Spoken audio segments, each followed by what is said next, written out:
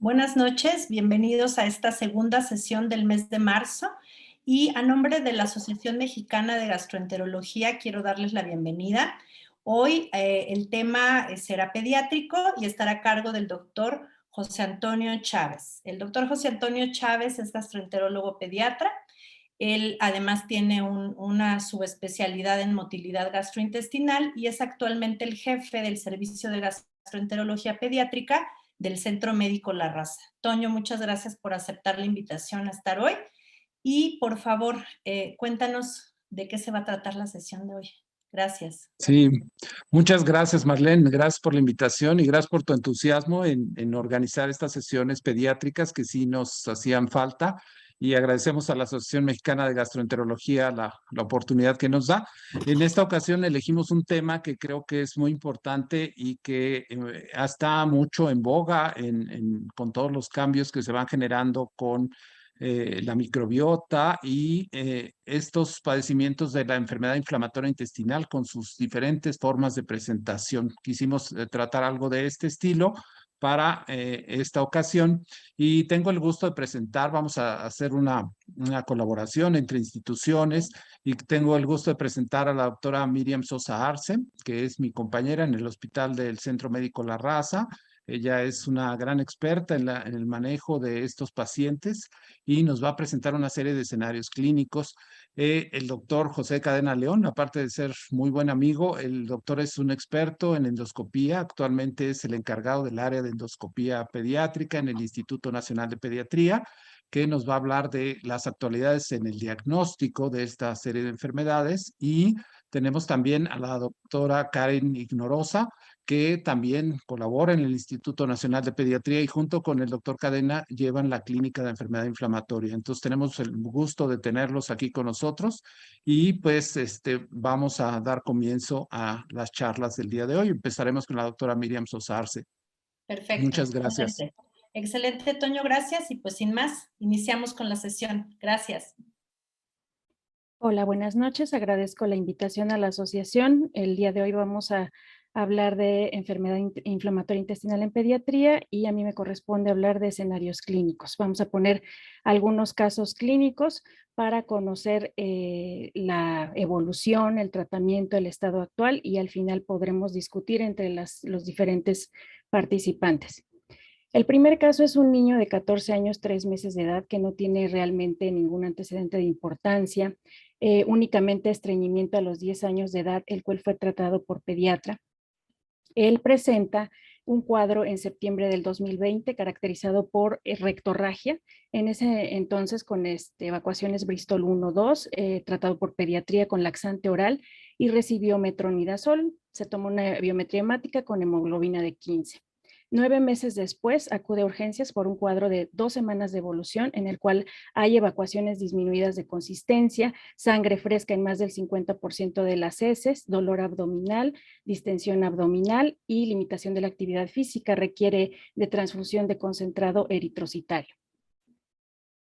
Por exámenes de laboratorio llama la atención el descenso de casi 5 gramos de hemoglobina. Tenemos un incremento en la velocidad de sedimentación globular, proteína C reactiva. En la unidad, en este caso fue en institución pública, no teníamos disponible calprotectina ni ASCA y los anticuerpos que se lograron realizar resultaron negativos.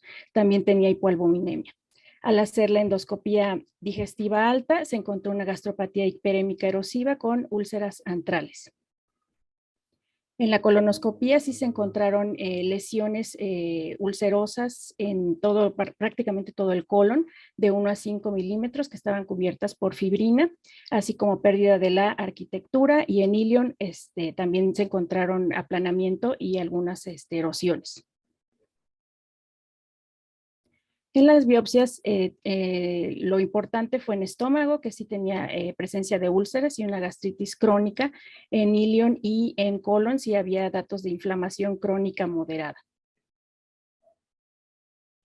Ante la evolución no contábamos con enterografía por resonancia magnética. Se realiza una cápsula endoscópica en la cual hay una retención durante 1 hora de la cápsula a nivel de yeyuno e ilion y se reporta con diagnóstico de estenosis de yeyuno e ilion. Entonces, en este escenario lo que tenemos es un niño de 13 años en el cual por el índice de actividad de PSDAI estaba en un brote moderado. Y tenemos que su localización macroscópica es ileocolónica, su comportamiento inflamatorio estenosante sin alteración del crecimiento. Es un niño que no había recibido tratamiento previo, por lo cual nosotros, de acuerdo a ese brote, se le inicia esteroide intravenoso con prednisona oral posterior e inmunomodulador.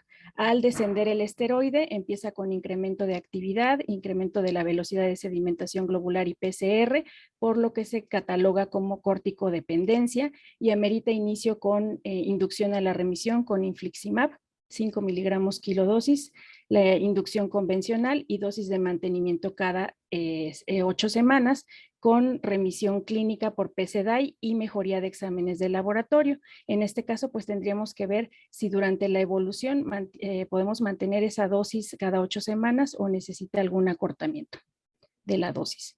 En el segundo caso, es un masculino de 1 año 7 meses de edad que tiene familiares originarios de Francia, que vive en el norte del país y sin ningún otro antecedente de importancia.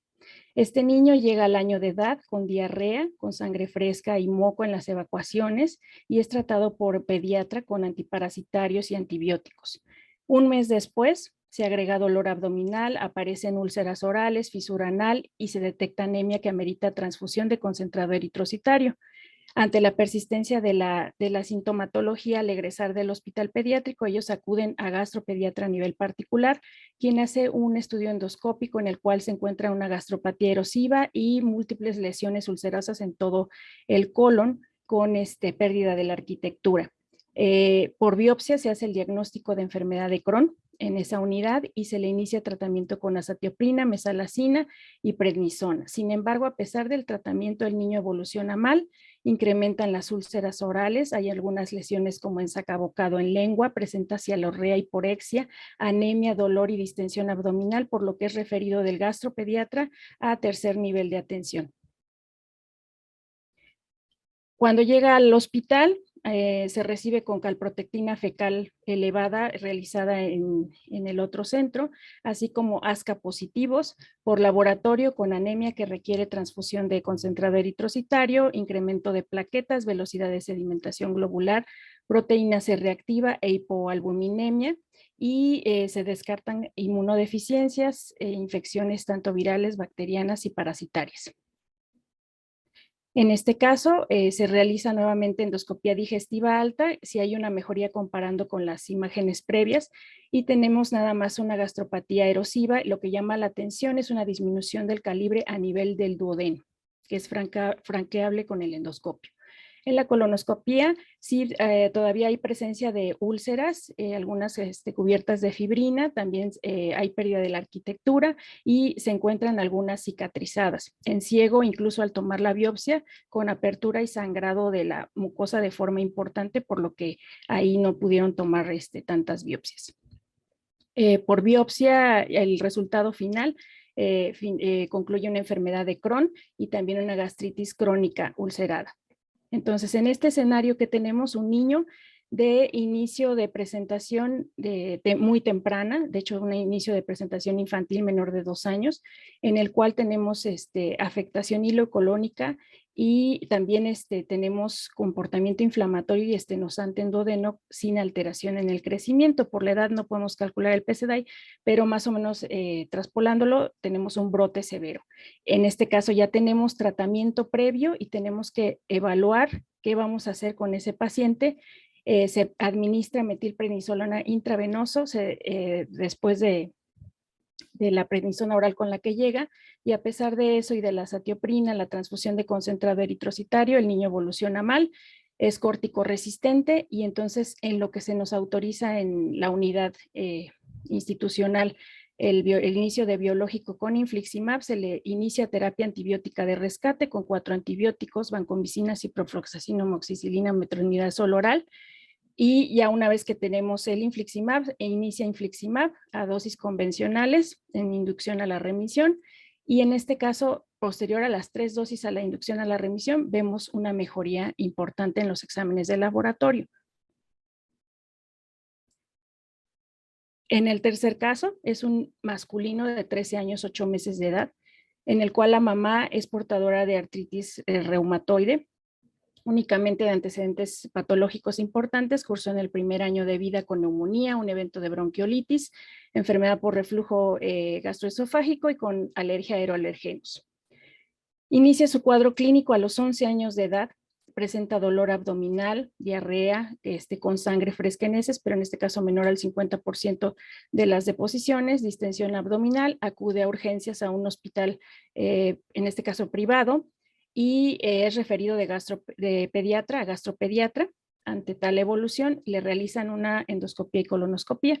Igual se encuentran algunas úlceras en esófago, gastropatía erosiva a nivel de antro, y en la colonoscopía prácticamente todo el colon estaba afectado con lesiones ulcerativas. Sin embargo, en la biopsia en medio particular detectan esofagitis crónica eosinofílica, lo catalogan como una gastroenteropatía eosinofílica, le inician restricción de alimentos, leche, huevo, soya y plátano por un panel en el cual hubo una reactividad baja a los alimentos. Asimismo inician prednisona oral, mesalazina, enemas, tanto en enemas como en vía oral.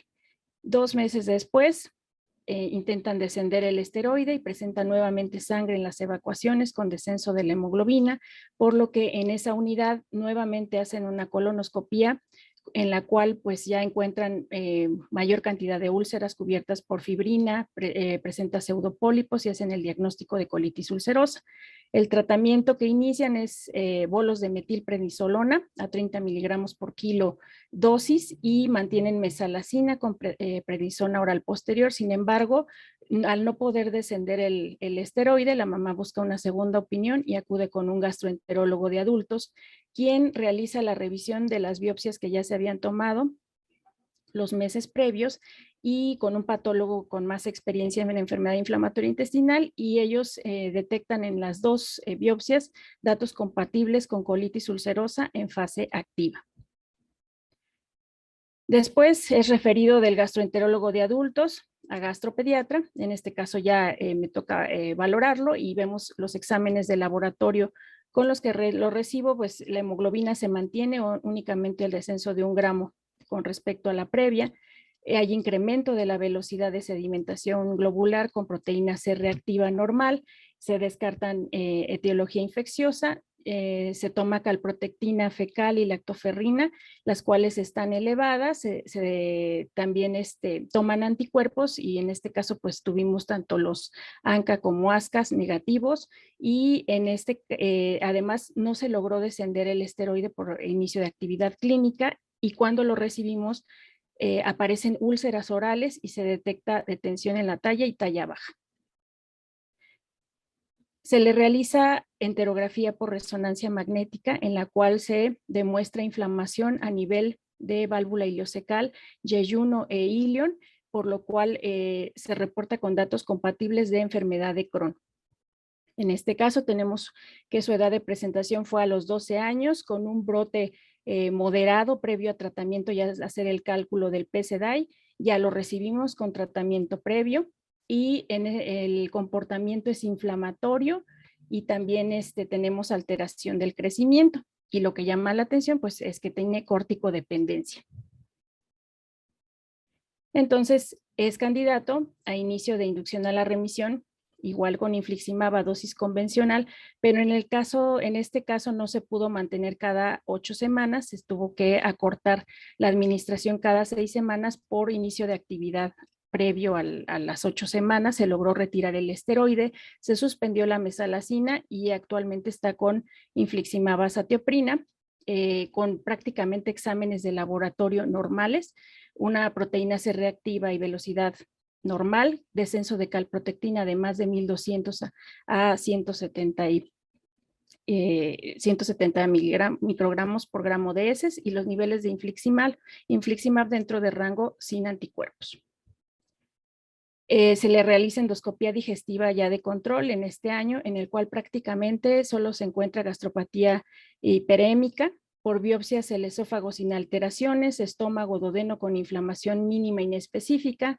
En su colonoscopía prácticamente resolución endoscópica, y en las biopsias, inflamación mínima y sin datos de enfermedad inflamatoria intestinal, se considera entonces que cursa con remisión profunda, que es lo que esperaríamos en todos los casos.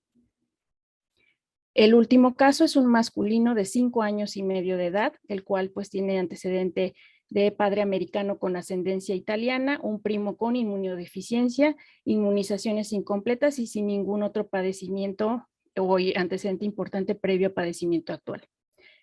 Él debuta a los 10 meses de edad con diarrea, sangre fresca en heces, en más del 50% de las deposiciones. No contamos con los PUCAIs previos. Acude a un hospital privado a los 11 meses de edad por persistencia del sangrado. Se realiza panendoscopía, colonoscopía. En la colonoscopía se detecta una pancolitis severa con sangrado activo y por biopsia se corrobora.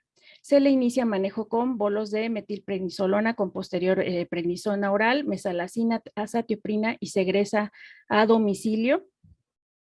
Sin embargo, 2 meses después, nuevamente a pesar del tratamiento, acude a una segunda opinión igual en medio privado, donde presentas hasta 6 evacuaciones, incluyendo nocturnas, líquidas con sangre fresca en heces de más del 50% de la evacuación, y se hospitaliza en urgencias. Se detecta una calprotectina fecal mayor a 1000 con hemoglobina de 8.5. Se realiza nuevo control endoscópico donde persiste con pancolitis erosiva severa.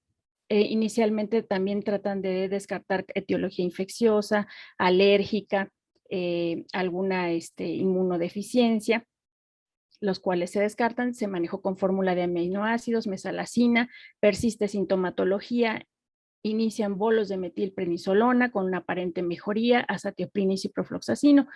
Se mantuvo 1 año de seguimiento, pero desconocemos como los datos clínicos durante ese año. A los 2 años, 3 meses, nuevamente incremento de la actividad, acude con su gastropediatra previo. Sin embargo, su gastropediatra, por la edad de presentación y la evolución, pues le sugiere que sea valorado en un centro y por tener también la facilidad de ir en Estados Unidos, que sea especialista en enfermedad inflamatoria intestinal de inicio muy temprano. Ellos van a Estados Unidos, le realizan nuevo control endoscópico, donde aparentemente esófago, estómago, duodeno e ilion están normales y solamente hay inflamación en colon izquierdo. Reinician esteroide y se mantiene con azatioprina. 4 meses después logran suspender el esteroide en Estados Unidos y se mantiene únicamente con azatioprina. También desconocemos el PUCAI, solamente se refiere a aparente mejoría. A los 2 años, 11 meses, por esa mejoría, los padres suspenden totalmente el tratamiento y entonces 1 mes después, ya viviendo ellos nuevamente aquí en México, ingresa a urgencias en un hospital privado, que es cuando yo lo conocí, con un brote severo, descenso de hemoglobina de hasta 5 gramos por decilitro. Se le inician bolos de metilprednisolona, desde el 3er bolo con corticoresistencia por la mala evolución. Entonces se inicia inducción a la remisión con infliximab a 7 miligramos por kilo y con mejoría y descenso del PUCAI de brote severo a un brote leve. Entonces estamos ante un niño que llega con una presentación infantil, por clasificación de París con pancolitis, ha tenido presentaciones con brotes severos, en este último brote con un PUCAI de 75, corticoresistencia y que amerita inicio de infliximab.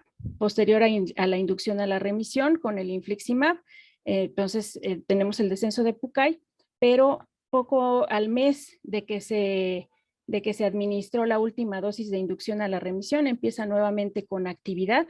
Se le tiene que administrar la primera dosis de mantenimiento al mes a 10 miligramos por kilo, se incrementa dosis de azatioprina, se desciende esteroide y se envía a valoración a Estados Unidos para búsqueda de variantes monogénicas a otro centro del cual había acudido. Es valorado en Filadelfia por el grupo de la doctora Kelsen y ellos toman muestras, las cuales tardan hasta 3 meses en que tuvimos los resultados, y la recomendación es acortar el tiempo de administración de infliximab, 10 miligramos kilo dosis cada 15 días y se mantiene la azatioprina. regresan a México y se mantiene manejo conjunto con el Hospital de Filadelfia. Se pasaron 4 dosis de infliximab cada 15 días y evoluciona de un brote leve a moderado. Se toman niveles de infliximab, los cuales estaban muy bajos, y anticuerpos contra infliximab que estaban presentes. Se reciben los resultados del Hospital de Filadelfia, en el cual se descarta inmunodeficiencia y presencia de variantes monogénicas. Entonces, ante esta evolución, inicia terapia de rescate por 21 días con medicamentos orales, vancomicina, ciprofloxacino, metronidazol, amoxicilina, y se cambia a adalimumab con inducción a la remisión, 80 miligramos subcutáneo. Se mantiene con PUCAI de 7 días y nuevamente a la semana, con brote severo, que amerita nuevamente hospitalización, transfusión de concentrado eritrocitario. Igual se vuelven a descartar causas infecciosas y se tiene que administrar infliximab 10 miligramos por kilo. Ante esa evolución, nuevamente es trasladado a Estados Unidos, donde se mantiene durante 4 meses viviendo allá. Se realizan 4 hospitalizaciones en Filadelfia. Continúa con la administración de infliximab a 10 miligramos por kilo cada 15 días. Cambian a azatioprina por metotrexato subcutáneo, continúan la terapia de rescate con los 4 antibióticos, y con este cambio que hicieron de infliximab metotrexato se logran tener niveles séricos adecuados y ya sin anticuerpos contra infliximab. Se sesiona el caso en Filadelfia y por todos los antecedentes, los estudios de laboratorio que hicieron, no es candidato a cambio de medicamento. Dado a que evoluciona mal, entonces le proponen al familiar la realización de una ileostomía para reposo colónico, la cual se realiza sin complicaciones. Regresan a México, aquí se complica con un prolapso de estómago que amerita remodelación, y se toma alguna calprotectina por ahí fecal, que bastante elevada, de más de 5,000. Ahorita lo tenemos, tiene ya 5 años, 6 meses, está con infliximab a 10 miligramos por kilo, inicialmente cada 15 días, ahorita se ha logrado espaciar cada 3 semanas, metotrexato subcutáneo semanal, metronidazol continuo y la ileostomía. Mantiene PUCAIs de 10 a 25, nunca ha tenido remisión clínica, sí hubo mejoría por exámenes de laboratorio con niveles de infliximab adecuados y anticuerpos negativos. Y como pueden ver en la fotografía, es una fotografía de un pañal de evacuación por recto, donde todavía pues está disminuida de consistencia y se presentan rasgos de sangre. Se le realiza a finales del año pasado una colonoscopia. Sí hay mejoría endoscópica, sin embargo todavía hay lesiones, ulceraciones, sangrado, mucosa friable. Y por biopsia todavía con colitis ulcerosa con actividad moderada y sin displasia. Está pendiente que sea revalorado para ver si es candidato a algún otro tratamiento. Los padres pues no aceptan la colectomía. En conclusión, podemos decir que es un reto el diagnóstico y manejo de los niños con enfermedad inflamatoria intestinal en algunos casos. Tenemos que realizar los estudios necesarios y disponibles para valorar la extensión de la enfermedad, no quedarnos con que si tenemos el aspecto tanto endoscópico como histológico de una colitis ulcerosa, que es una colitis ulcerosa, sino que tenemos que ver tubo digestivo superior y ver el resto de este intestino delgado. Y siempre considerar al inicio y cuando hagamos alguna modificación en el tratamiento, la edad de presentación, clasificar por París, así sea Crohn, colitis ulcerosa, y también la actividad con los índices que ya conocemos, que están validados, y siempre pues tratar de llevarlos a remisión profunda. Gracias. Gracias, Miriam. Muchas gracias por presentarnos estos escenarios tan interesantes, tan variables en presentación y en respuesta a tratamiento. Y veo mucho, pues, las respuestas a los biológicos muy diversas. Pero precisamente el diagnóstico es una parte fundamental y de eso se va a encargar el doctor José Francisco Cadena León. Ya comentábamos que él es el encargado del servicio de endoscopía digestiva del Instituto Nacional de Pediatría. Y adelante, Pepe. Gracias. Hola, buenas noches, muchas gracias, doctor José Antonio. ¿Se ve la presentación? Bueno, ya después de lo que la doctora Miriam Sosa nos acaba de demostrar con esos escenarios clínicos, vamos a hablar de el abordaje diagnóstico en enfermedad inflamatoria intestinal. El abordaje diagnóstico como ya lo vieron ustedes, tiene ciertos objetivos muy claros. El primero es establecer un diagnóstico temprano, adecuado acerca de qué tipo de enfermedad inflamatoria intestinal estamos sospechando, ya sea una enfermedad de Crohn, una colitis ulcerosa o una presentación que se conoce como enfermedad inflamatoria intestinal no clasificable. De tal suerte que todo el escenario diagnóstico nos ayudará a poder demostrar qué grado de actividad inflamatoria tiene el paciente, qué tan severa es la enfermedad, poder también reconocer las complicaciones que pueden presentarse al momento del diagnóstico o durante él. Y esas herramientas nos ayudarán a iniciar un tratamiento adecuado, especializado.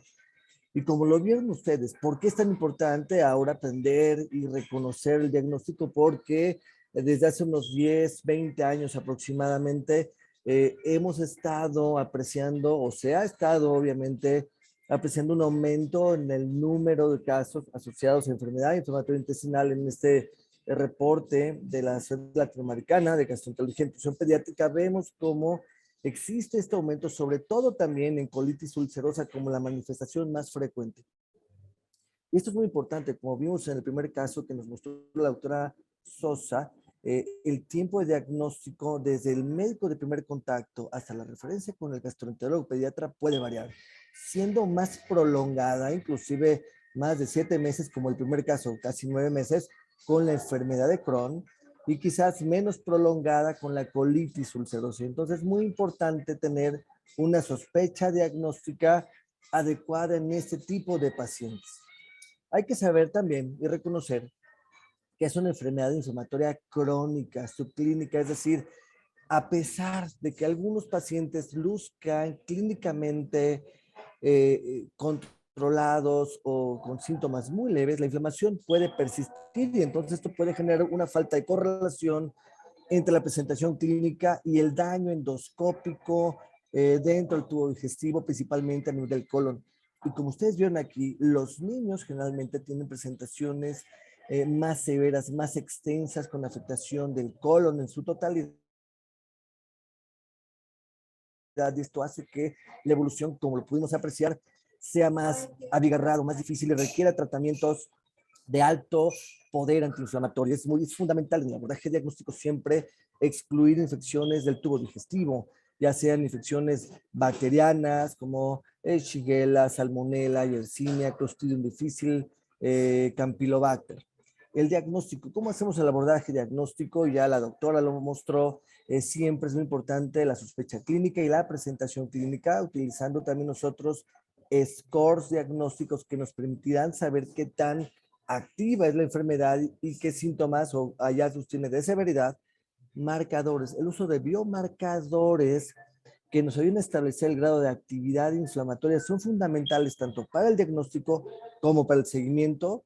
Estudios complementarios de imagen que tienen un valor, sobre todo en el diagnóstico de enfermedad de Crohn, porque como vamos a ver más adelante, la enfermedad de Crohn es una patología que afecta a todo el tubo digestivo desde la boca hasta el ano, y el segmento que es a veces más difícil de visualizar es el intestino delgado, y es donde este tipo de elementos diagnósticos tienen gran valor. Y el gold standard diagnóstico es a través del estudio endoscópico con una endoscopía digestiva alta, con una ileocolonoscopía completa, con toma de biopsias, que nos permitiera hacer la distinción. De tal suerte que en el abordaje diagnóstico, a través de estos 4 pilares que ocupamos usualmente, podemos nosotros hacer la distinción de una enfermedad de Crohn, si existe lesión desde la boca hasta el ano, es decir, tubo digestivo alto y colon, o una colitis ulcerosa, donde el principal sitio de afectación es colon, casi exclusivamente, o en algunos casos una enfermedad inflamatoria no clasificable, cuando la enfermedad de Crohn afecta exclusivamente colon, y entonces comparten ciertas características donde hace muy difícil poder establecer el diagnóstico. Y aquí les pongo yo la clasificación de París, el grado de extensión y severidad de colitis ulcerosa y en enfermedad de Crohn. Y les señalo yo la localización, el hecho de tener una pancolitis como única presentación puede hacer difícil el diagnóstico. Por lo tanto, la colitis ulcerosa, recuerden que es una enfermedad inflamatoria que afecta todo el tubo, todo el colon, todo el tracto gastrointestinal bajo, ¿no? Desde el recto, iniciando la lesión en el recto y siendo obviamente una dirección de distal a proximal hasta el ciego. Eso es algo muy importante porque en casos donde la lesión, generalmente en colitis ulcerosa, el mayor grado de lesión se establece en segmentos más localizados hacia la región del ciego. Y entonces el grado de inflamación es mucho mayor en esos segmentos. Cuando nosotros vemos lesiones en la primera colonoscopía mucho más marcadas a nivel de recto, uno podría pensar que no tiene el patrón inflamatorio asociado a colitis ulcerosa y es donde puede entrar otra posibilidad de una enfermedad inflamatoria no clasificada. La colitis ulcerosa principalmente se manifiesta con cuadros de diarrea con sangre, dolor abdominal principalmente, y entonces se puede presentar entre un 80 y 90% de los casos, y generalmente en el abordaje de seguimiento utilizamos scores de actividad clínica, que en este caso es el score, el índice de actividad clínica de colitis ulcerosa pediátrica, donde establecemos 6 puntos que sirven obviamente para el seguimiento y tienen índices de actividad con valores de corte de 10 a 35, 35 a 65, 64 y más de 65 en actividad severa. En enfermedad de Crohn, existe una triada que es diarrea, dolor abdominal y detención de crecimiento o pérdida de peso. Esta se llega a presentar en un paciente hasta el 25% de los casos con la enfermedad de Crohn. No es una regla, pero esos 3 manifestaciones nos ayudarían obviamente a sospechar y a generar todo un armamento diagnóstico para descartar la enfermedad de Crohn. Puede presentar evacuaciones con sangre cuando tiene una afectación principalmente colónica. La enfermedad de Crohn, generalmente la forma de lesión o localización más frecuente es ileocolon. Puede tener afectación gastroduodenal principalmente también, exclusivamente intestino delgado en un 25% de los casos, y también se asocia a lesiones perianales, fisuras que son persistentes, pueden tener abscesos también. Hemos tenido algunos casos con niños incluso con prolapso rectal, pero no es una manifestación actualmente reconocida. Y hay que tener especial cuidado también en las presentaciones de inicio muy temprano, como comentó la doctora Miriam, en los pacientes que tengan presentaciones menores de 6 años, sobre todo menores de 2 años, donde el abordaje genético y la búsqueda intencionada de inmunodeficiencias primarias es fundamental.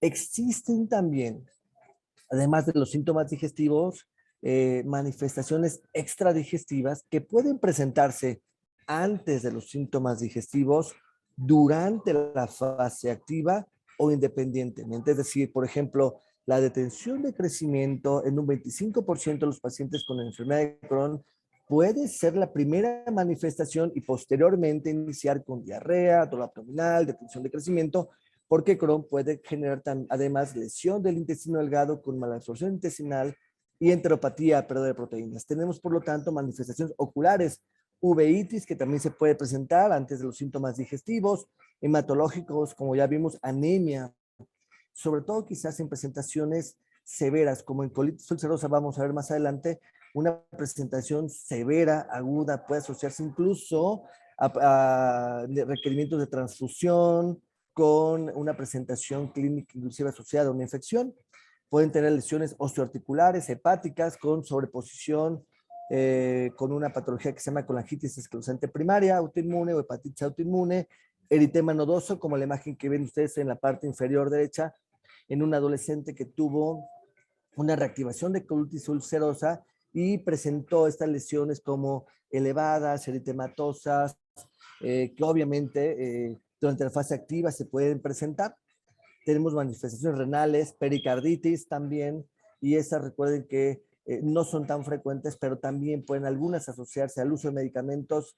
El uso de mesalazina ha sido asociado como un posible factor de riesgo asociado a pericarditis, aunque a la fecha no ha sido completamente demostrado. Es muy importante el uso de biomarcadores inflamatorios y, como lo voy a comentar al final de la presentación, no siempre están disponibles. Los que tienen un mayor valor en el diagnóstico inicial y para distinguir una inflamación severa colónica de otro tipo de patologías. La doctora hizo, obviamente, lo comentó en las diapositivas.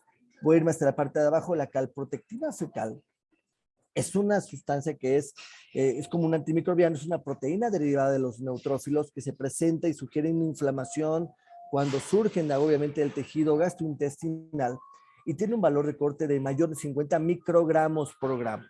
Y entonces esto sugiere inflamación. Cuando tenemos una inflamación severa asociado, por ejemplo, a enfermedad inflamatoria intestinal, podemos tener niveles mayores a 250 microgramos por gramo y esto tiene mucho más valor para poder sospechar la patología, incluso que otros biomarcadores en sangre, como son la velocidad de sedimentación globular y la proteína C reactiva. Existen estudios complementarios como son biometría hemática completa para conocer el nivel de hemoglobina porque pueden presentarse anemia, los leucocitos, las plaquetas, donde podemos tener una respuesta incrementada, una plaquetosis importante, y también estudios complementarios con pruebas de funcionamiento hepático, sobre todo en manifestaciones extraintestinales. Algo que llamó su atención es que tanto la biometría hemática como las pruebas de funcionamiento hepático, la proteína C reactiva y la velocidad de sedimentación globular incluso pueden estar normales en pacientes con síntomas leves.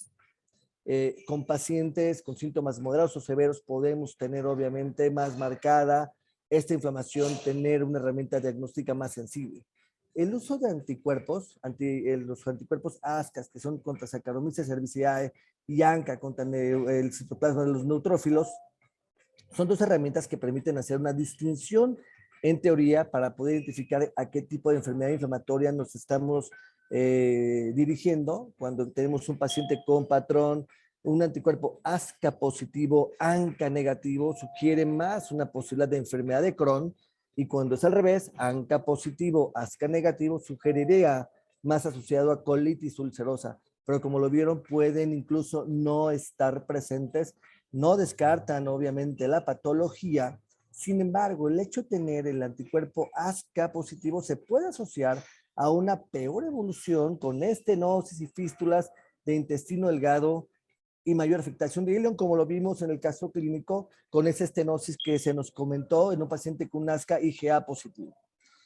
El principal herramienta diagnóstica es el uso de técnicas de endoscopia alta con colonoscopía completa, que requiere la intubación del ileón.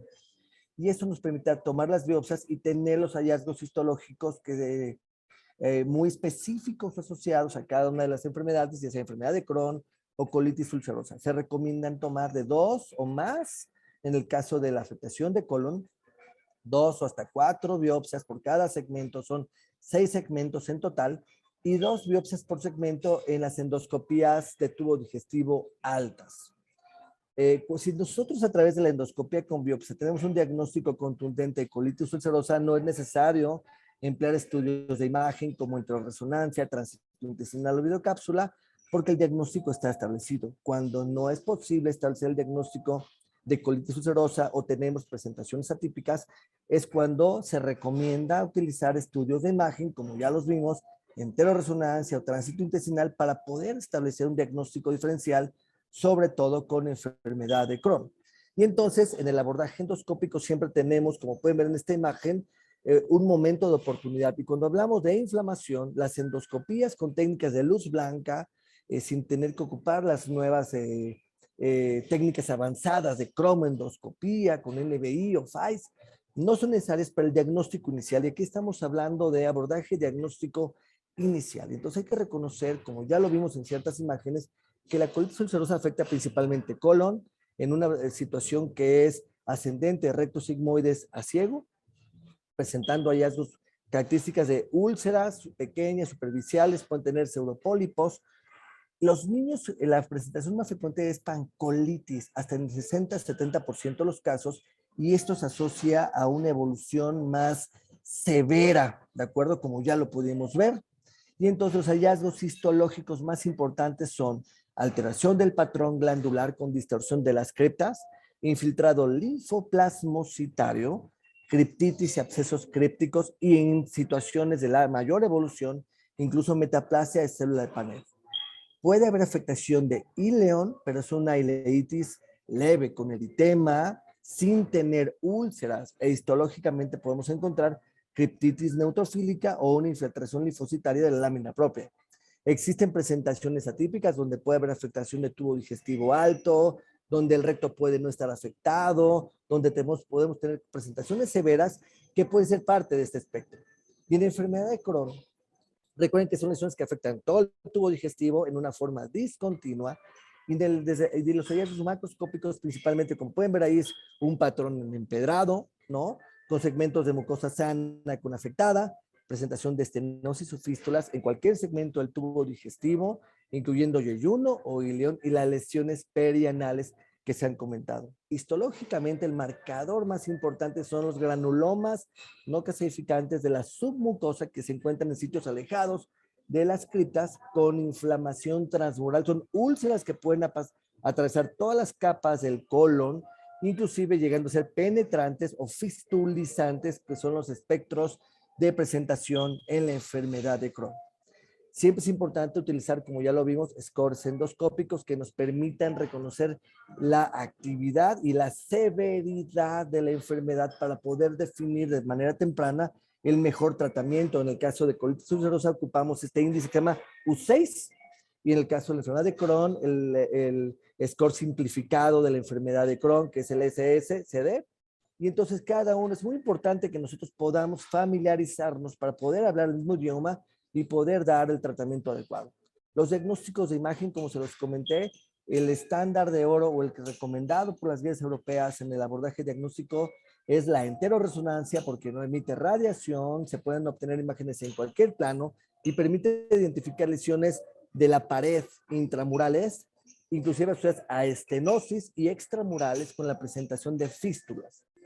Yo quiero comentarles que en la experiencia que tenemos en el instituto, esto es muy operador dependiente, requiere tener un protocolo completamente estandarizado, porque obviamente se hacen con un material de contraste y esto obviamente existe una situación donde el paciente no tolera el material de contraste, en pacientes pequeños que no puedan tomar el volumen adecuado, y entonces uno debe ir generando esa experiencia. Cuando hablamos del tránsito intestinal, que es un viejo reconocido, el tránsito tiene menor costo, pero emite radiación.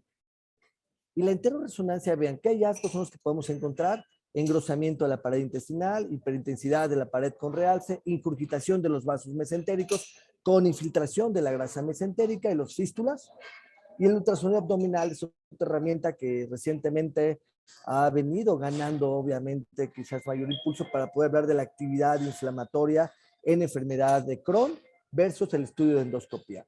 La videocápsula, como lo comentó la doctora, tiene un especial uso, sobre todo para poder identificar lesiones pequeñas, úlceras aftoides, que generalmente están localizadas en el ileón terminal, pero obviamente puede asociarse a ciertas complicaciones como son retención de la misma cápsula y que obliga, obviamente, esto presenta en el menos del 3% de los casos.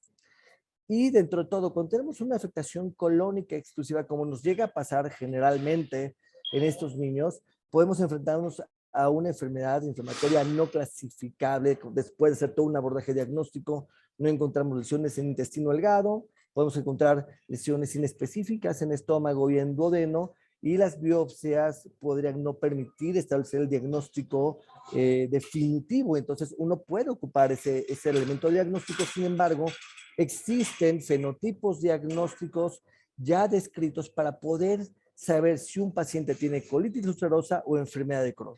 Entonces podemos tener un paciente con colon afectado, parece colitis ulcerosa, y en la clase 1 son características que no deben existir en la biopsia para saber que es una colitis ulcerosa. Las clase 2 son raras, se pueden presentar raramente en colitis ulcerosa en menos del 5%, pero si tenemos una de estas lesiones, uno no podría establecer un diagnóstico completamente claro de colitis ulcerosa, entonces podemos usar el diagnóstico de enfermedad inflamatoria no clasificable. Y las clase 3 son infrecuentes y se presentan igualmente. No podríamos definir de alguna manera que estamos hablando completamente de una colitis ulcerosa. Entonces esto obliga a un seguimiento como el que ustedes vieron, que a veces es difícil porque requería hacer una nueva endoscopía para poder reclasificar a los pacientes. Y entonces vean ustedes, la doctora, algo que llama mucho la atención: no todos tenemos la disponibilidad de usar calprotectina fecal o anticuerpos específicos para enfermedad inflamatoria, para enfermedad de Crohn o colitis ulcerosa. Y en esta encuesta, con miembros de la Sociedad Europea de Gastroenterología y Nutrición Pediátrica, la Sociedad Alemana también y la de Canadá, vemos como todos emplean los 4 pilares diagnósticos en más del 95%, casi un 80% utilizan la enteroresonancia con un protocolo muy específico, un 60% ultrasonido abdominal y un 50% hay de disponibilidad de los anticuerpos, no es obligado a hacerlos, pero si están disponibles, nos pueden, sobre todo a nivel de los anticuerpos ASCA, tienen un valor pronóstico en la presentación y en la severidad, sobre todo asociado a estenosis.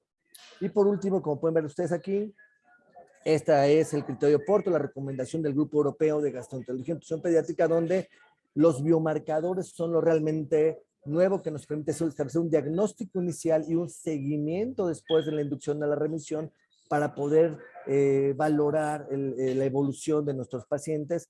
El estudio endoscópico es el principal gol de estándar diagnóstico. Existen estudios complementarios y esto nos permitirá reconocer el fenotipo de presentación de la enfermedad inflamatoria, ya sea enfermedad de Crohn, colitis ulcerosa o enfermedad inflamatoria no clasificable. Y yo con eso agradezco mucho su atención. Muchas gracias. Pues muchas gracias, Pepe. Muy claro fue el panorama que nos das para realizar el diagnóstico de estas enfermedades. Les invitamos a todos los asistentes que vayan formulando sus preguntas. Vamos a tener un tiempo para preguntas y con mucho gusto quisiera ahora presentar a la doctora Karen Ignorosa Arellano, que es médico gastroenterólogo pediatra del Instituto Nacional de Pediatría, también encargada de la Clínica de Enfermedad Inflamatoria, y nos va a hablar de las actualidades del tratamiento en la enfermedad inflamatoria intestinal. Muchas gracias, Karen, por participar. Hola, buenas noches a todos. Muchas gracias por la invitación. Y bueno, pues finalmente vamos a ver las actualidades en el tratamiento para estos pacientes con enfermedad inflamatoria intestinal. Son los objetivos que abarcaremos el día de hoy. Y bueno, anteriormente el objetivo como tal del tratamiento de la enfermedad inflamatoria intestinal únicamente se limitaba a reducir solamente la sintomatología. Sin embargo, pues con el paso de los años y con la introducción sobre todo de los medicamentos que son los biológicos, que ya se han comentado bastante en las dos presentaciones anteriores, estos han logrado tener la capacidad sobre todo de hacer una curación de la mucosa y sobre todo en el caso de pediatría, que es la parte que más nos atiende el día de hoy, promover el crecimiento de estos pacientes y lo más importante, poder modificar la historia natural de la enfermedad. Entonces, de tal manera que desde que aparecen estos tratamientos, estos biológicos, los objetivos ya del tratamiento propiamente de la enfermedad inflamatoria intestinal, pues es eliminar los síntomas de la enfermedad, sobre todo restaurar la calidad de vida de estos pacientes, restaurar el crecimiento de los niños y sobre todo eliminar las complicaciones, así controlando la historia natural de la enfermedad. Entonces, bueno, si bien los objetivos del tratamiento, una vez que hay una actividad de la enfermedad inflamatoria intestinal, primero pues es llevarlos a una inducción a la remisión. Esta inducción a la remisión, veremos que hay medicamentos y algunas otras terapias que nos pueden ayudar a lograr esta remisión, y si tenemos respuesta de esto, lo que sigue es mantenernos en remisión, o sea, tratar de tener un mantenimiento de esta remisión con otro tipo de tratamientos. Entonces, la inducción a la remisión se busca con cierto grupo de medicamentos, de tal manera que podamos remitir los síntomas en un periodo corto de tiempo. Y esto lo podemos lograr sobre todo con medicamentos como lo pueden llegar a ser los corticosteroides, la terapia enteral exclusiva, que veremos que es específicamente para la enfermedad de Crohn, y en algunos casos los productos biológicos también como inducción a la remisión. El mantenimiento de la enfermedad pues es prevenir que vuelva a aparecer la actividad de la enfermedad, y esto lo podemos lograr con medicamentos que pueden llegar a ser los inmunomoduladores y los medicamentos biológicos, que estos pueden utilizarse como monoterapia o en combinación con algunos anti-TNF para poder mantener la remisión. Entonces, esto es algo muy importante, que es la pirámide del tratamiento de la enfermedad inflamatoria intestinal, donde podemos ver que tenemos al grupo de los 5 aminosalicilatos en la base del tratamiento, que son parte de medicamentos antiinflamatorios, el grupo de los corticoesteroides, los medicamentos que son inmunomoduladores, como la satioprina o la 6-mercaptopurina o el metrotexate, los medicamentos biológicos y pues al final la cirugía, ¿no? En algunos casos en donde fuera a llegar a ser necesario. En toda esta pirámide, en todo este trayecto, siempre el soporte nutricional es básico para estos pacientes, y dependiendo del tipo de la manifestación de los niños o de los factores de mal pronóstico que tengan, podremos hacer una terapia que se llama Step Up, que sería escalar el tratamiento, ir subiendo, ir sumando medicamentos hasta que logremos obtener la respuesta que buscamos, que es esta inducción a la remisión, o lo que se está utilizando cada vez más por la forma de presentación y estos factores que tienen los pacientes, es la terapia top-down, es decir, empezar con medicamentos un poco más agresivos, más dirigidos hacia la enfermedad, que serían los agentes biológicos, y de ahí ir desescalando o ir bajando en esta pirámide del tratamiento. Entonces, de tal manera que todos estos medicamentos que forman parte de esto, del tratamiento de la enfermedad inflamatoria intestinal, como les comentaba, son los esteroides, de los que más llegamos a utilizar, pueden ser tanto por vía oral como por vía intravenosa en la parte de la inducción a la remisión. El que más llegamos a utilizar es la prednisona, que es una dosis de 1 a 2 miligramos por kilo por día, por vía oral, y en el caso de la metilprednisolona, que sería de manera intravenosa, de 40 a 60 miligramos. Si bien sabemos que los esteroides tienen efectos secundarios que son muy importantes siempre tomar en cuenta, en el caso de los niños, pues puede llegar a alterar el crecimiento, nos puede dar una supresión adrenal, y estos medicamentos debemos de usarlos en un periodo corto de tiempo. ¿Por qué? Porque nos logran llevar a una remisión de la sintomatología en un periodo muy corto de tiempo y debemos de notar mejoría por lo menos en unas 0 a 2 semanas que se acaba de iniciar este tratamiento, que serían los esteroides, de tal manera que tenemos que ir, una vez logrando esta remisión, ir disminuyendo paulatinamente la dosis, de tal manera que a las 11, 12 semanas ya tendríamos que haber suspendido estos tratamientos, que serían los esteroides. Los 5-aminosalicilatos son el grupo de medicamentos que nos ayudan en esta parte antiinflamatoria, y estos los podemos dar tanto por vía oral como por vía intrarrectal y son parte coadyuvante del tratamiento. El grupo de los inmunomoduladores, que sería la azatioprina o el metotrexate. La azatioprina es de los medicamentos que más utilizamos, la dosis que llegamos a utilizar es de 2 a 3 miligramos por kilo por día. Esta también tiene ciertos efectos adversos que es importante tomar en cuenta, y esto nos puede dar efectos como inmunosupresión, mielosupresión, y en algunos casos, en el menor de los porcentajes, tienen algún riesgo de desarrollar cáncer como el linfoma. Este medicamento es de los que más llegamos a utilizar en este tratamiento de la enfermedad inflamatoria intestinal, y en algunos casos donde ya no haya respuesta a esta primera línea podemos utilizar el metotrexate y los biológicos, que ahorita veremos más adelante. Como les comentaba, es importante hacer esta disminución gradual de los esteroides de tal manera que para alrededor de la semana 10, máximo 12 semanas, ya tenemos que haber suspendido este tratamiento esteroideo para poder evitar todos estos efectos adversos que ya conocemos de los esteroides. En cuanto al grupo de los inmunomoduladores, como les comentaba, la azatioprina es de los que más llegamos a utilizar. Este es un medicamento que tiene un efecto de inhibidor de purina, su metabolito es la 6-mercaptopurina, y este medicamento tiene un efecto de inicio de acción mucho más retardado que los esteroides. Logramos tener su efecto alrededor de las 10 a 12 semanas, pero es un medicamento muy efectivo en lograr mantener la remisión, sobre todo en los niños con enfermedad inflamatoria intestinal.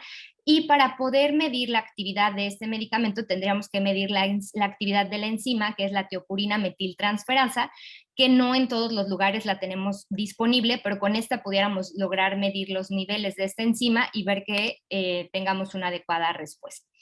También existe algunos medicamentos como lo pueden llegar a ser los antibióticos, específicamente ciprofloxacino y metronidazol. Ya en los casos clínicos que presentaron en un inicio también utilizaron estos medicamentos como parte de inducción a la remisión. Estos pueden ser coadyuvantes también en este tratamiento, sobre todo cuando hay una enfermedad perianal fistulizante o cuando por alguna razón no se puede iniciar los inmunomoduladores, si hay riesgo de una infección concomitante o necesidad de cirugía. Estos forman parte del inicio de esta inducción a la remisión junto con el resto del tratamiento.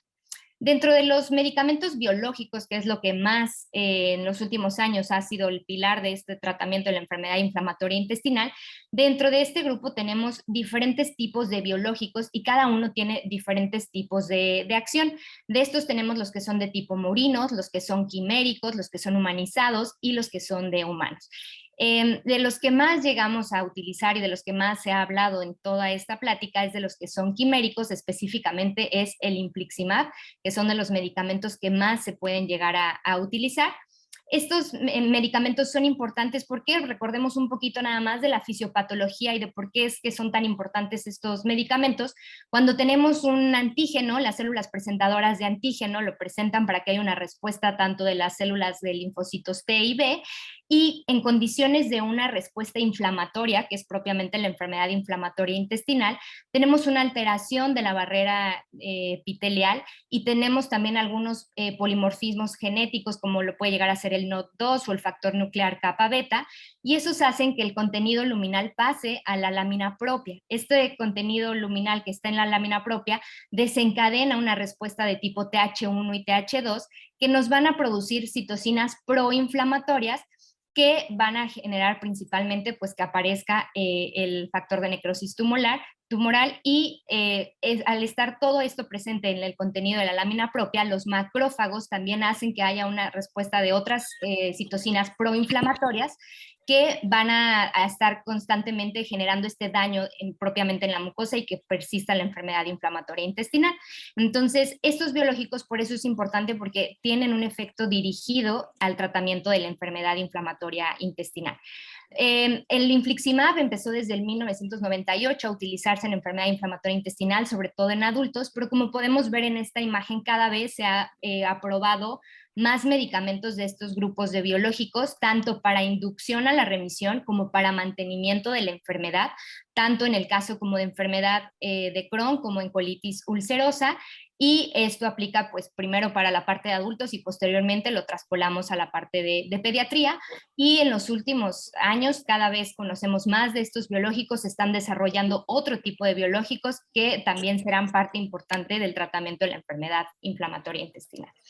Y bien, pues ¿cuándo es que tenemos que utilizar estos biológicos en nuestros pacientes? En el caso de la colitis ulcerosa, necesitamos empezar o considerar un biológico para pacientes que debutan con una forma grave o severa, es decir, con una pancolitis, y que su PUCAI esté elevado, por lo menos por arriba de 65 se puede llegar a considerar iniciar con este tipo de medicamentos. Pacientes que crónicamente han estado activos, es decir, que no tuvieron una respuesta con los inmunomoduladores y o que son dependientes de los esteroides, también hay que considerar utilizar un biológico.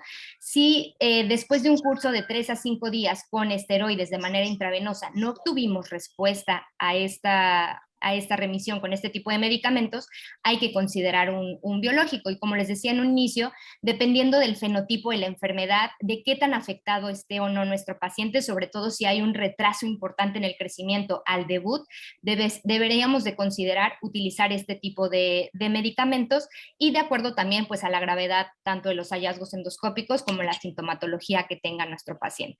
En el caso de la enfermedad de Crohn, debemos considerar utilizar este tipo de medicamentos cuando hay una enfermedad de moderada a severa, cuando no hemos obtenido esta respuesta a los esteroides y que exista también un alto riesgo de complicaciones, como lo puede llegar a ser una enfermedad perianal grave, úlceras o fisuras profundas, enfermedad extensa, sobre todo que abarque el intestino delgado, y, como les comentaba, una detención del crecimiento, sobre todo pues en cualquier etapa de nuestros pacientes que haya una detención del crecimiento, y sobre todo también un retardo en la pubertad en los niños que estén presentándose en esta etapa de la vida. Como les decía, el infliximab es de los que más se han utilizado, fue el primer anti-TNF que se empezó a utilizar, este fue desde 1998, y en este estudio, en el estudio REACH, que se utilizó el infliximab en los pacientes con enfermedad de Crohn, específicamente pediátricos, que debutaron de moderado a severo y que utilizaron infliximab, el 88% tuvo una buena respuesta a infliximab y el 56% tuvo una remisión en el primer año del diagnóstico. En el caso de la colitis ulcerosa, el 73% tuvieron respuesta con el infliximab y tuvieron una remisión de 39% en el primer año del diagnóstico. Entonces, este es de los medicamentos más utilizados, ya veíamos que pertenece al grupo de los anticuerpos monoclonales, que son quiméricos, y la manera en que lo vamos a utilizar: se recomienda una dosis inicial de 5 miligramos kilo dosis en un régimen que sería en una semana inicial o la semana basal, que sería la semana 0, a las 2 semanas y a las 6 semanas. Si tenemos una buena respuesta, se puede dar una infusión de mantenimiento, y esto sería en intervalos de 8 semanas posterior a esta inducción a la remisión que utilizamos de 0, 2, 6 semanas.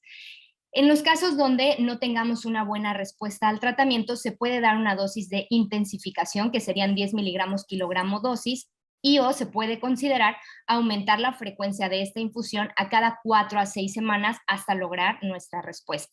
La dosis máxima deberían de ser 10 miligramos kilogramo dosis cada 4 semanas. ¿Y cómo vamos a evaluar la respuesta a este tipo de medicamentos? Pues con la clínica, con los scores clínicos que ya también nos comentaban y con los biomarcadores, así como también considerar hacer una nueva endoscopía después de 3 a 6 meses de que hayamos iniciado el tratamiento con biológicos.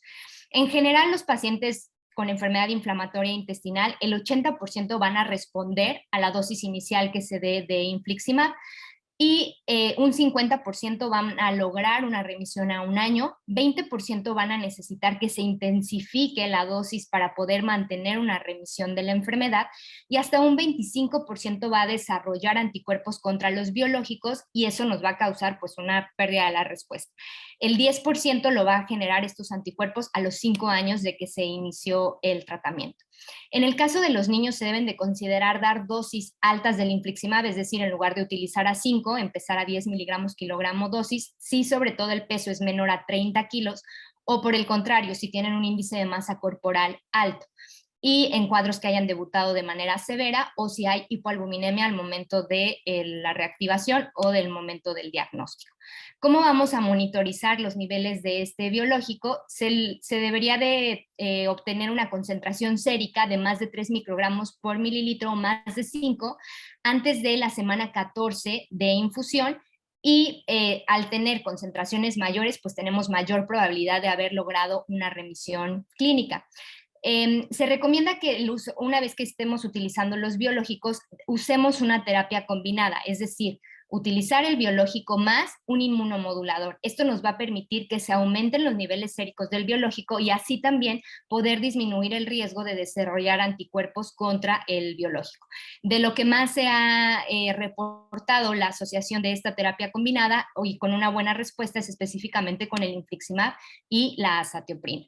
¿Qué efectos adversos tenemos una vez utilizando los biológicos? Pues estos pueden desarrollar el riesgo de que se presenten más infecciones, y es muy importante que previo al inicio del tratamiento biológico hayamos descartado que no haya una infección activa o latente en el paciente.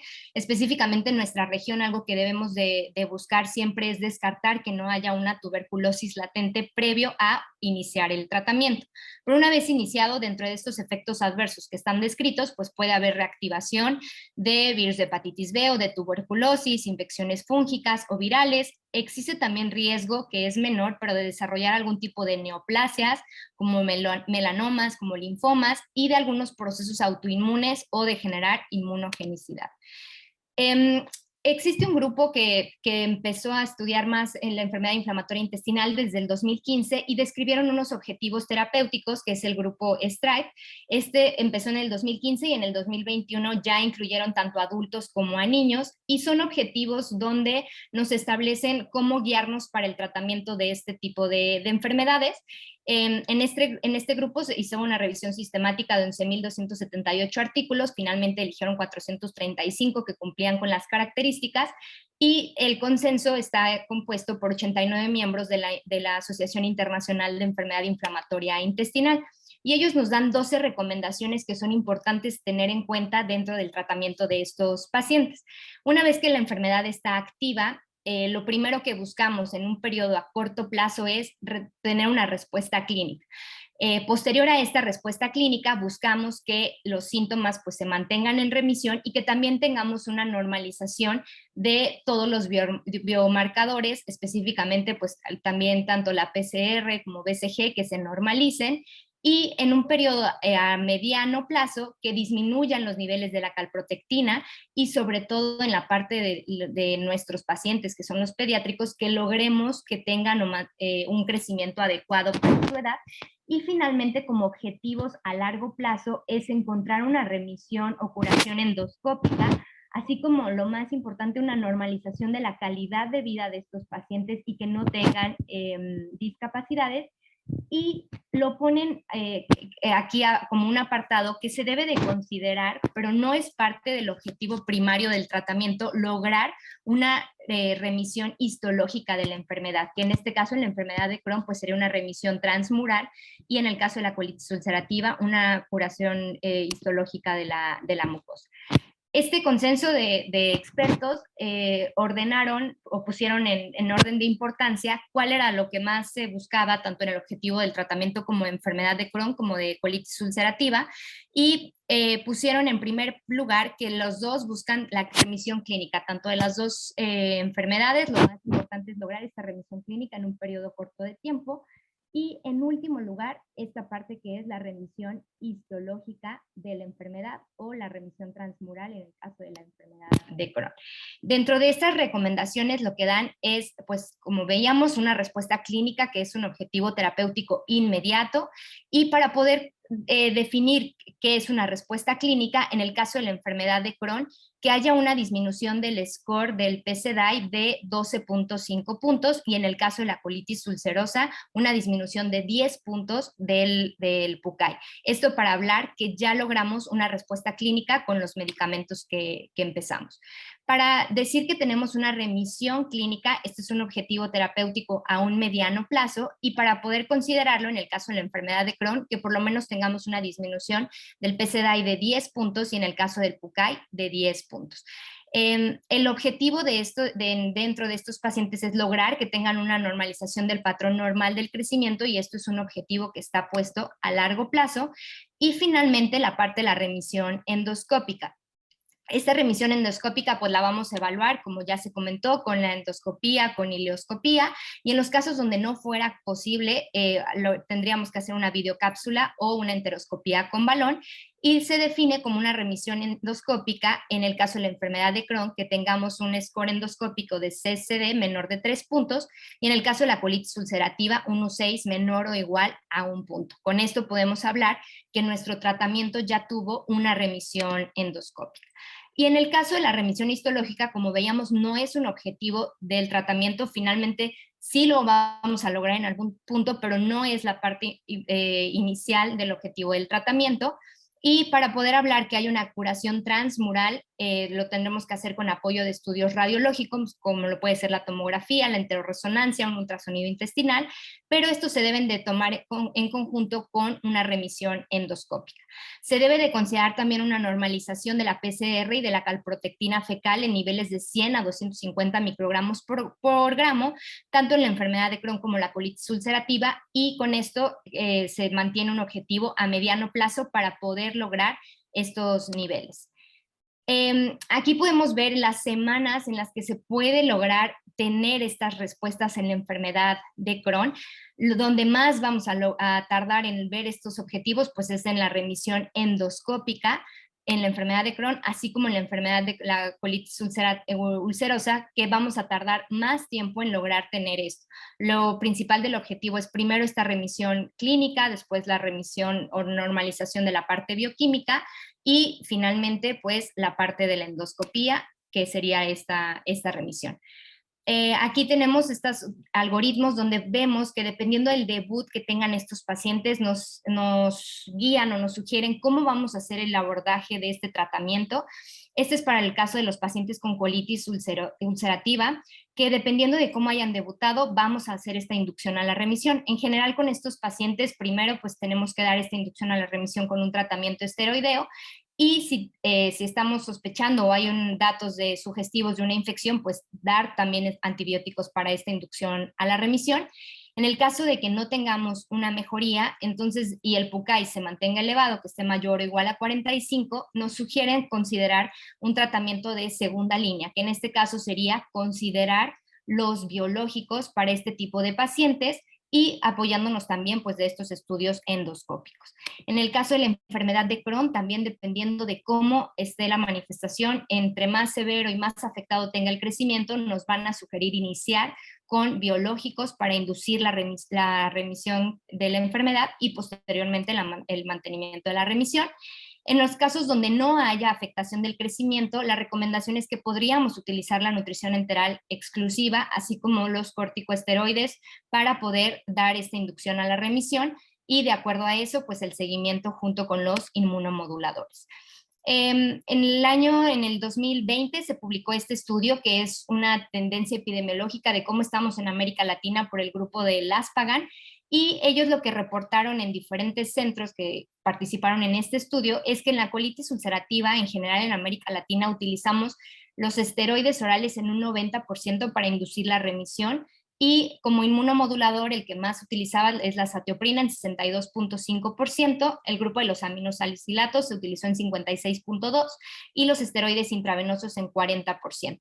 En cuanto a biológicos, únicamente para colitis ulcerativa el infliximab se utilizó en 23.4%. En el caso de la enfermedad de Crohn, utilizamos la inducción a la remisión con esteroides en un 55.8%, y aquí es mucho más elevado el uso de biológicos que de manera en este grupo de enfermedad, en la enfermedad de Crohn, en un 43.3%, específicamente con infliximab, y el mantenimiento con azatioprina en un 40.4%.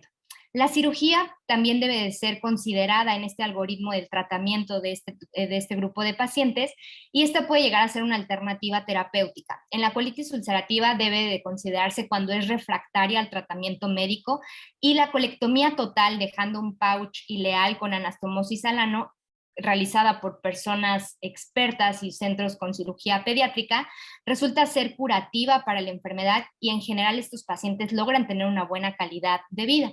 En el caso de la enfermedad de Crohn, cuando la inflamación es transmural y que tiene tan severa esta forma de presentación como complicaciones como fístulas, abscesos, estenosis, se debe de considerar la cirugía. Sin embargo, estos pacientes tienen un alto riesgo de recurrencia después de que se hizo la cirugía. 14% van a requerir cirugía abdominal a los 5 años del diagnóstico dentro de este grupo, que es la enfermedad de Crohn, y se sugiere considerar los biológicos para disminuir este riesgo de recurrencia una vez que se hizo el procedimiento quirúrgico.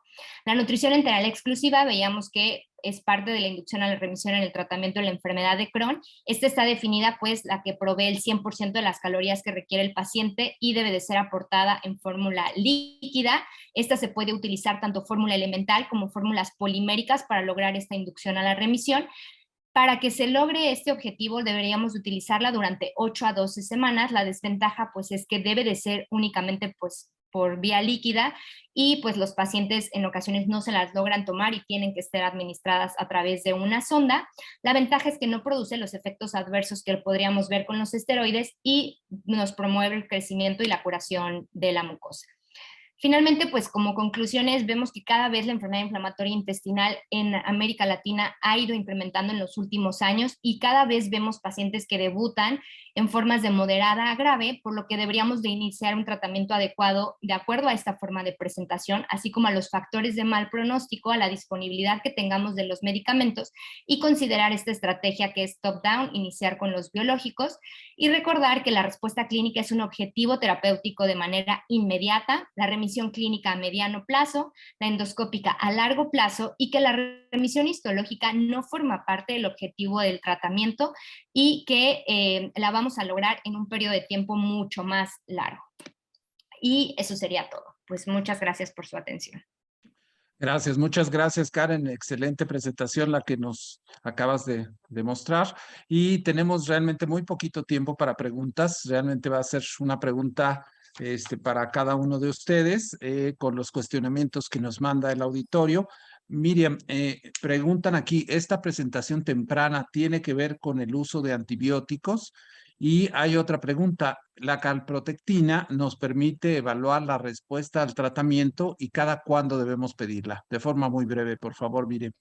Bueno, en cuanto a los factores de riesgo, sabemos que es multifactorial. Si fuera de inicio muy temprano, tenemos que descartar variantes monogénicas. Sí se ha visto que puede haber un detonante con un factor infeccioso, pero no necesariamente el uso de antibióticos predispone a una enfermedad inflamatoria intestinal de inicio muy temprano. En cuanto a la calprotectina, el seguimiento se tiene que hacer cada 3 a 6 meses, como ya se había dado en las presentaciones previas, y en ese tiempo nosotros esperamos ver un descenso de la misma. Muy bien, gracias, Miriam. Pepe, nos preguntan del auditorio si existe una correlación entre la enfermedad inflamatoria intestinal y la alergia a la proteína de la leche de vaca. Y yo quisiera conocer si realmente tú has encontrado en tu experiencia una correlación entre la clínica, la endoscopía y la histología. Bueno, respondiendo a la primera pregunta, hay que tener mucho cuidado cuando un niño presenta sangrado o rectorragia en el primer año de la vida. Y obviamente la alergia a las proteínas de leche de la vaca es una enfermedad inflamatoria que puede asociarse a eso.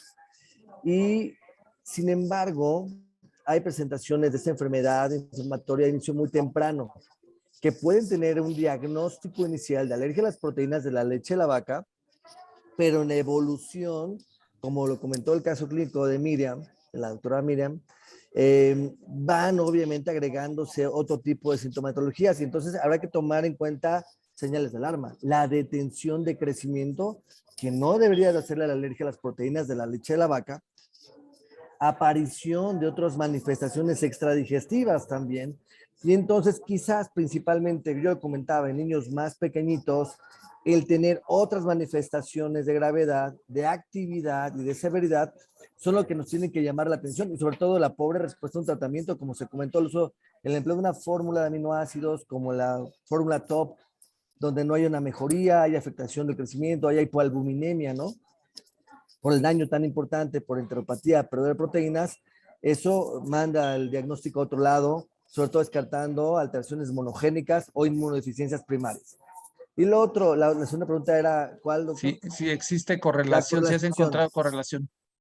La correlación, sorprendentemente les vamos a comentar en la clínica, y la doctora Karen no me dejará mentir, hemos visto niños que clínicamente están asintomáticos, cuadros realmente sin afectación de crecimiento, sin dolor abdominal, con PUCAIs menores de 10 y que tienen ya un tratamiento quizás de más de 2 o 3 años con un inmunosupresor. Y antes de hacer cualquier modificación del tratamiento, siempre es importante tener un estudio endoscópico, una valoración de la mucosa. Y hemos encontrado afectaciones severas de la mucosa. Está publicado una pobre correlación clínica endoscópica en síntomas leves, pero cuando hay una actividad intensa, clínica moderada o severa, la correlación es más importante y lo hemos visto cuando hay fases de reactivación. Hay niños que van aparentemente muy bien, tienen una reactivación como en colitis ulcerosa y es donde el colon lo hemos encontrado con un aspecto fistulizante, con pseudopólipos, donde no es posible avanzar. Entonces yo diría que con síntomas muy leves hay muy poca correlación y en síntomas graves sí lo podemos encontrar.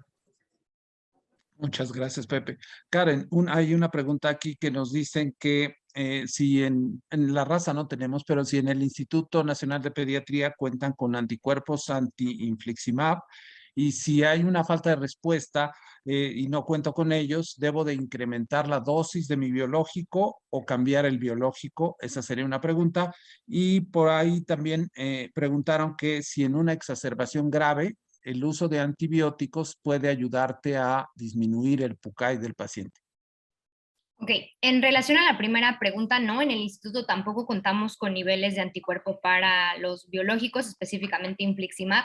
Lo hemos buscado por fuera y el costo está alrededor de 7,000 pesos para poder lograr esta medición de anticuerpos. En el caso donde tengamos una mala respuesta y que sospechemos de que haya anticuerpos contra el biológico, lo ideal sería, si no se intentó previamente, pues intensificar la dosis y en el caso de que tampoco logremos esa respuesta ya con la dosis intensificada, sería cambiar de biológico. Y aquí sería importante que el cambio fuera a otro grupo de biológicos, o sea, que no tuviera el mismo mecanismo de acción. Y en cuanto a la segunda pregunta, cuando tenemos brotes severos, sí está descrito que el uso de antibióticos nos pueden ayudar a inducción a la remisión, pero estos también son como coadyuvantes, no nada más es los antibióticos para la inducción a la remisión, sino son coadyuvantes al tratamiento y sí está descrito que puedan lograr también esta inducción a la remisión. Pues muchas gracias. Realmente creo que el objetivo se cumplió. Dimos un panorama bastante completo y actualizado con escenarios clínicos y actualidades en cuanto a diagnóstico y tratamiento. Y con esto terminamos. Les recuerdo que estas sesiones quedan grabadas en la página de la MG por si quieren ustedes consultarlas en el futuro. Y yo agradezco mucho la invitación y le doy la palabra a la doctora Marlene Ruiz para que dé por terminada la sesión. Muchas gracias a todos los asistentes, a nuestros ponentes, excelente todo. Gracias por participar en esta sesión de pediatría. Los asistentes doblemente porque hoy hay fútbol y aquí estuvieron conectados bastantes. se quedaron varias preguntas. Si tienen alguna duda, como decía el doctor Chávez, va a estar en la página de la Asociación Mexicana de Gastro, están todas las sesiones mensuales y nos vemos en la siguiente en el mes de abril, ¿de acuerdo? Que estén muy bien, buenas noches a todos y gracias. Muchas gracias. Buenas noches. Gracias. Buenas noches. Gracias, buenas noches.